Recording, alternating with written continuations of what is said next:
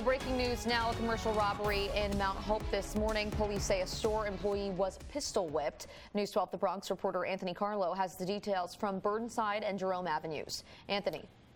Yeah, Kurt, police responding to a call of a woman hit and killed while crossing Willis Avenue and East 138th Street around 6:45 this morning. The person behind the wheel kept on driving. At this point, it's been 18 years, so a lot of kids that are in high school now, or all the kids that are in high school now, weren't even alive for this. But up here on the roof, you can see the damage is done. FDNY ruling this fire accidental and saying the cause was the building's electrical wiring. Now, we are waiting to see where exactly he will be spending the rest of his life, which prison. There have been reports and presumptions that it could be the ADX Florence facility. It has been called the nation's most secure supermax prison in the country. It's in Colorado.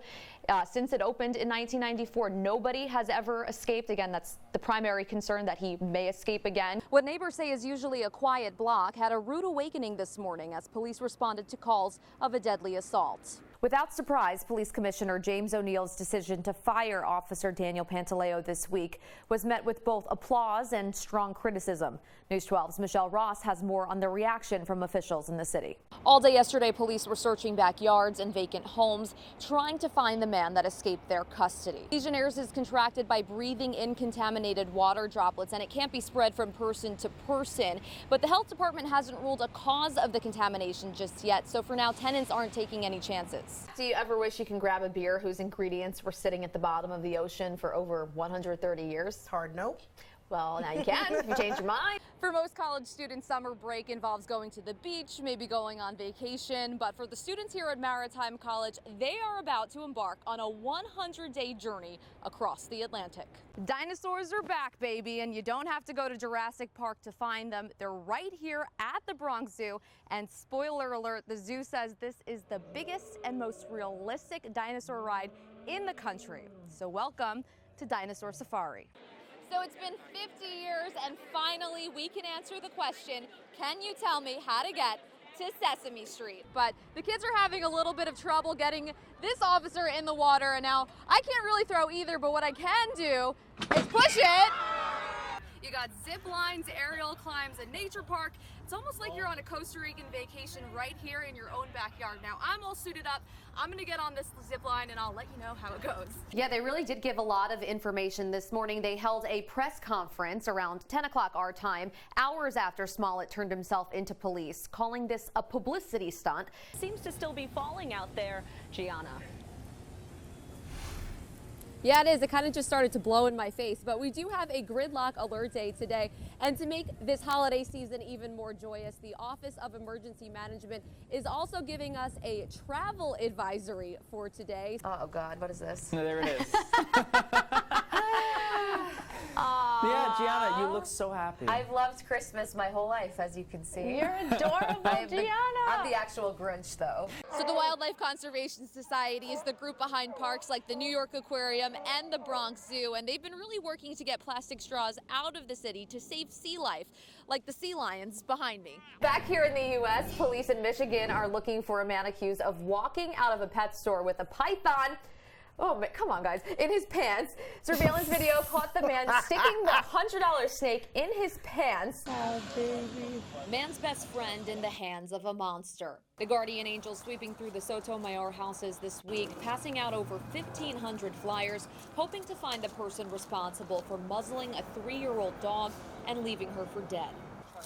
We've been posting up flyers and also talking to local residents about the dog, which has been named Watson at this point. Police tell us they responded to a 911 call on April 8th of an abandoned dog on Watson Avenue, where that dog got its name. When they arrived, they found her pushed to the curb, severely dehydrated and starving, unable to even try to scavenge for food because of the muzzle on its face. I haven't seen a picture like that before of a dog so emaciated, but also the fact that it wasn't able to stand up and walk, the fact that it had the muzzle on its face. Melinda Cruz lives in the building right where Watson was found and recorded this video. So disturbing we had to blur it. I'm shaking for her. She rushed to Watson's side to try and save her. Sad, real sad. I brought her blankets. She was in bad she. But those efforts came too late. Officers took Watson to the ASPCA, where she died a day later. She didn't deserve to get treated like that. I mean, there's just so many questions about how it could have gotten into this condition. Now, as the police investigation continues, the Guardian Angels and these residents hope those questions will soon be answered. Now, if you recognize this dog, you can help bring its abusers to justice by calling Crime Stoppers at 1-800-577-TIPS. We also have the number to the Guardian Angels on our website. In Soundview, Gianna Gelosi, News 12, The Bronx.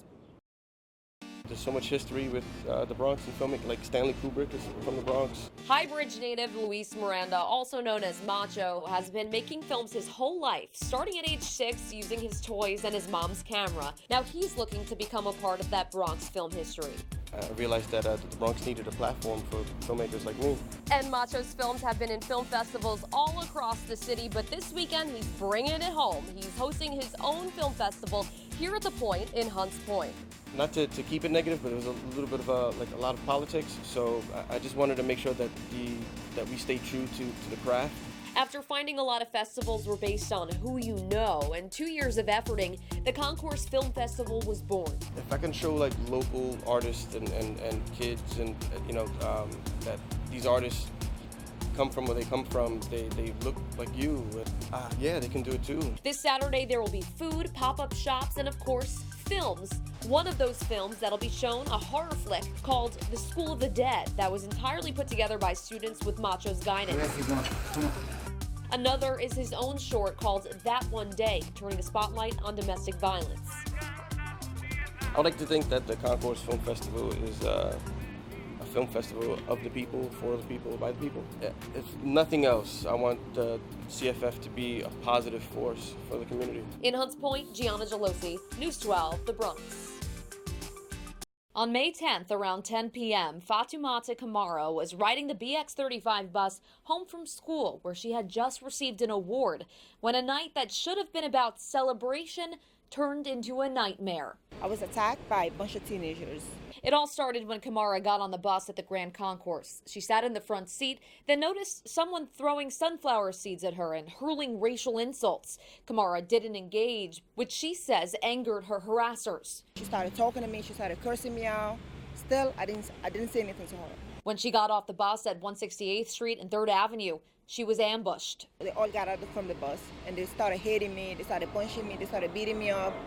It was probably about 10 to 15 teenagers. After the whole thing, I was in the hospital. They broke my nose.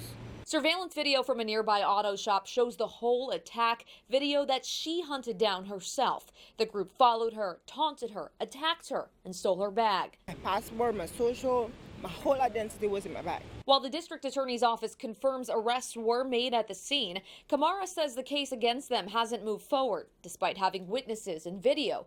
And almost a month later, Camara says she's still seeking justice for a night that's left her traumatized.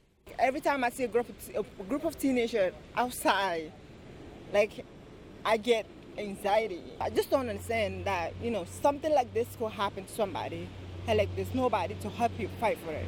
A spokesperson from the district attorney's office says the case was deferred pending further investigation. This thing is not over. I'm going to fight for it, They're going to get what they deserve. In Claremont, Gianna Gelosi, News 12, The Bronx.